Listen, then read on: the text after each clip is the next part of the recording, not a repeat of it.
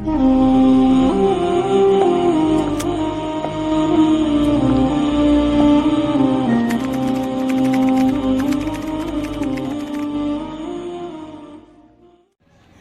الله الرحمن الرحيم. اللهم صل وسلم وبارك على سيدنا محمد. اعزائي جميع متابعين قناتكم ارانب الخير في كل بيت، احنا معاكم النهارده ان شاء الله في فيديو جديد جميل، تابعوه للنهايه، كلنا باذن الله هنستفيد بيه مع بعض. زي ما عودتكم في كل فيديو ان شاء الله هنتكلم عن اهم حاجات هنستخدمها في تربيه الارانب. النهارده باذن الله هنتكلم عن الادويه اللازمه ان احنا لازم نجيبها عشان انا مبتدئ واربي ارانب. طب اجيب دواء كالسيوم ولا فيتامين ولا مضاد حيوي ولا ايه؟ هنبسط لكم كل حاجه عشان ما يكونش فيه تكلفه كتير وحاجه بسيطه وسهله. النهارده طبعا حبيبه هي اللي بتتكلم معايا اهي في الفيديو. ان شاء الله هنتكلم عن الادويه المهمه في تربيه في بدايه مشروع الارنب، الاهم حاجه وابسط حاجه لكل مبتدئ هيبدا يربي ارانب من غير تكلفه بقى ولا فلوس كتير، كل حاجه سهله بسيطه باذن الله. اول حاجه معانا باذن الله هتكون الايفوماك. الايفوماك ده حاجه مهمه جدا لان اكتر حاجه بتواجه المربي هو الجرب ده اكتر مشكله صعبه المربي اللي لسه مبتدئ بيواجهها، بتبقى مشكله معاه معقده شويه. اول حاجه معانا الايفوماك بيبقى الايفوماك معاه بقى ايه؟ الايفوماك معاه الدايزانون ده بيبقى رش 1 سنتي على اللتر، بنغطس فيه في الجو يكون حر ومناسب، وبندي سنتي ايفوماك. يبقى اول حاجه الايفوماك سنتي بنديه تحت الجلد، والدايزانون تخطيص او رش، وممكن كمان نرش بيه الجدران والسلكات وحلو يعني كويس. معاهم بقى التالت حاجه مهمه برضو مع ادويه الجرب الايفوماك والدايزانون، معاه اي مرهم للجرب من الصيدليه البيطري. ليه؟ لان انا بدي الايفوماك بيعالج الجرب من جوه، انما المرهم داخلي او اي طفيل من الجرب ده بيقضي عليه، انما اللي بره الحاجه الخارجيه اللي بره بيجيب المرهم مثلا لو وصلنا لاي مندوب لينا، المرهم اللي الشيخ سامر عامله او اي مرهم من الصيدليه البيطري. وبصراحه انا برجح المرهم اللي احنا بنعمله اللي هو عباره عن فازلين وبودره كبريت والاكسوميثرين والدايزانون. دي بصراحه حاجه ضعف، حته صغيره بفرشه الاسنان بتقضي على الجرب نهائيا. وكمان للتسمغ، تاني حاجه بقى للتسمغ، احنا بنعالج كل مشاكل الجرب من الاول كده يعني. التسمغ هو الجرب احنا بنقول عليه اول حاجه ليه يا حبيبه، لان هو اكبر مشكله بتواجه المربي اللي بربي ارانب، لانه كمان ممكن حتى بتخاف تقول لك انا اربي ارانب عشان ايه؟ الجرب لو اهملنا فيه بيتنقل للانسان وبيبهدل الدنيا، وممكن يخليني اوصل لدرجه ان انا اصفي المزرعه. فاحنا بدانا بالجرب الاول لان هو اكبر مشكله. تاني حاجة قلنا الاكتومسترين 5% للتسمم، بيتحط على حسب الحالة اللي في الودن، يعني حاجة بسيطة يبقى ربع سنتي في الودن، تكبر وكبيرة نص سنتي، دي اكتر حاجة ليها. طبعا اخر حاجة بقى نتكلم فيها الجرب، اللي هو احنا مستحمل لو جالي جرب يعني اعمل ايه؟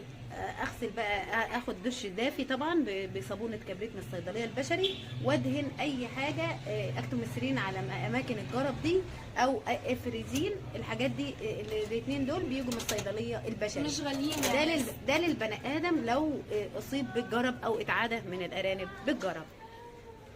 تاني حاجة المضاد الحيوي. ليه المضاد الحيوي؟ لأن ممكن مثلا أرنب عض أرنب وأنا بنقل مثلا فيحصل لي خراج، اديته حقنة غلط مثلا، اديله مضاد حيوي عشان لو عملت خراج. المضاد الحيوي العرقوب اسمه العرقوب برضو اسمه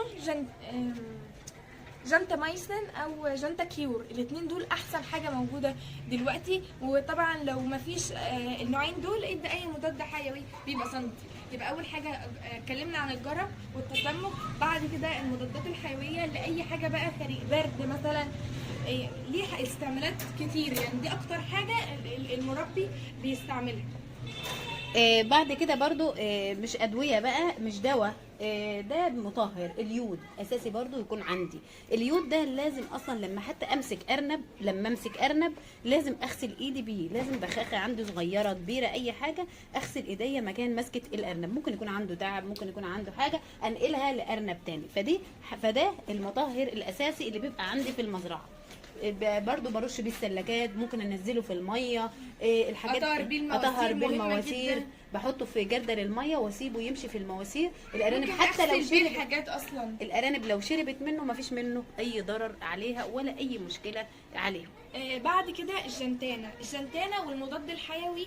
الجنتانة لأي جروح برضو، مع المضاد الحيوي. مس الزرع من الصيدليه ب 10 البشري جنيه ب10. 5 جنيه، مش غالية، ومعاها برضو المضاد الحيوي. فدي كلها دي الادويه الاساسيه اللي عندي. طبعا في مثلا البيتادين برضو. البيتادين مهم برضو، مطهر ليه للجروح، للالتهاب الضرع والرحم برضو، علشان طهر بيه خرابيج، وطهر بالخرابيج، وطهر بيه فتحه الحي عند الانثى بعد الولاده، للذكر برضو. كل الحاجات دي مهمه لتربيه الارنب. برضو انا افتكرت حاجه تانية يا حبيبه، اللي هي ايه، اللي برضو حاجه برضو مهمه. لو الام مثلا ولدت وتعبت مني بعد الولاده، او مش بدات هبطت يعني، بساعدها بنشطها او مثلا ال3 ايام اللي قبل الولاده دول ما بتاكلش، لازم يكون عندي فيتامين، ده مهم برضو. ممكن اجيب جلوكوز من الصيدليه البشري. الفيتامين والجلوكوز برضو مهمين، الحاجات دي مهمه. ممكن تجريه وممكن نتحط في الميه يعني. بس الافضل انا يعني اكتر حاجه بحبها ان هو يبقى تجريه، لان اتاكدت ان الارنب ده خد. ممكن مثلا حطيته في الميه واحد يشرب تاني ما يشربش، فانا ببقى متاكده ان هو خده. برضو الاملاح المعدنيه مهمه، علشان لو في تساقط للشعر او اي حاجه، بس العلف لو كويس ان شاء الله مش هيحصل ده. بس ده بيبقى عندي مهم يعني، بتبقى حاجه اساسيه برضو. دي مكملات الادويه، لتربيه الارنب. ممكن كمان ودي حاجه برضو مهمه، بتبقى في اسبوع، كل اسبوع كده، لو انا او كل 10 ايام، مضاد السموم لان انا برش. يعني قلنا مرهم الجرب، وقلنا الاكتوميثرين والدايزانون، كل ده سموم. انا هديلها بقى مضاد السموم، حاجه كده ايه، وقايه. ما استناش مثلا الارنب لما ينزل رياله من بقه واقول ده الارنب جراله ايه او تعب مني ليه. لا، انا رشيت، غطست، عالجت من الجرب، لازم انزل مضاد سموم على طول في الميه لكل الارانب. لان الارنب لما بدهن على ايده مثلا او على ودنه جرب او كده، بيقعد ينظف في نفسه، فممكن ياكل حاجه مسممه. الحاجات كلها مسممه، فبديله مضاد سموم، حاجه وقائيه كده. ما استناش بقى لما يبدا يريل والشعر يتنحل من تحت رقبته كده. الحاجات دي كلها اساسيه ومهمه في تربيه الارنب. رجع الفيديو من البدايه كده، هتلاقي الحاجات المهمه. بس يعني انا مش شرط اصرف بقى فلوس كتير. انا جبت حتى اجيب اصغر احجام، مش لازم اللي هي الكبيره، عشان ما تبصش عندي. بس عشان حتى لو فتحت حاجه طبعا ده اساسي بقى معاهم الفيروسي والبكتيري، علشان دي التحصينات. وطبعا انا لما بشتري من مكان موثوق فيه بيبقى مفحصن لي الحاجه. ممكن اخد من حد قريب مني، او من المندوب بتاعي، او من المندوب اللي قريب مني، اخد منه مثلا كام سنتي في سرنجه عادي. زي برضو الطلق البيطري، لو موجود ماشي، لو مش موجود نعمل الخلطه الطبيعيه زي ما قلنا في البيت، وتجريه في الفم. يعني مثلا الطلق، بدل ما اجيب ازازه كبيره اجيب لي كذا سنتي عادي، عشان ايه ما اصرفش كتير. لان انا مربي عندي مثلا 3 نوتي وذكر، مش هحتاج كل الادويه اجيب احجام كتير. فدي الحاجات المهمه اللي انا بحتاجها في تربيه الارنب. اجيب الارنب يبقى انا معايا الحاجات الاساسيه دي، يبقى انا عندي الحاجات الاساسيه، رف صغنن كده من فوق، البخاخه برضو اساسيه ومهمه. ليه؟ لان انا برضو برش ده بخاخه ب10 جنيه، مش هتكلفني كتير. بخاخه صغيره، انضف ايدي، اطهر الولادات، اطهر السلكات، احرق. الحاجات دي كلها عوامل مساعده في ان انا انجح في مشروع الارنب. تربيه الارنب حلوه وكويسه، بس عايزه المتابعه اولا. ثانيا اعرف اللي بيحبها، اعرف المرض ده هو ايه وعلاجه ايه. يعني انا مثلا عندي جرب وانا مش عارفاه، او مش عارفه. في ناس تقول لك ايه، انا عندي جرب واديت له مضاد حيوي. طب ايه اللي دخل المضاد الحيوي بالجرب؟ يعني ملهاش له ادويه معينه، له حاجات خطوات امشي بيها صح. ومثلا الناس تدي الحقنه غلط، انت بندي مكان الحقنه مثلا في المكان ده المكان اللي هو عند الرقبه ده. طب انت تيجي طلع خراجه تدي الحقنه فين؟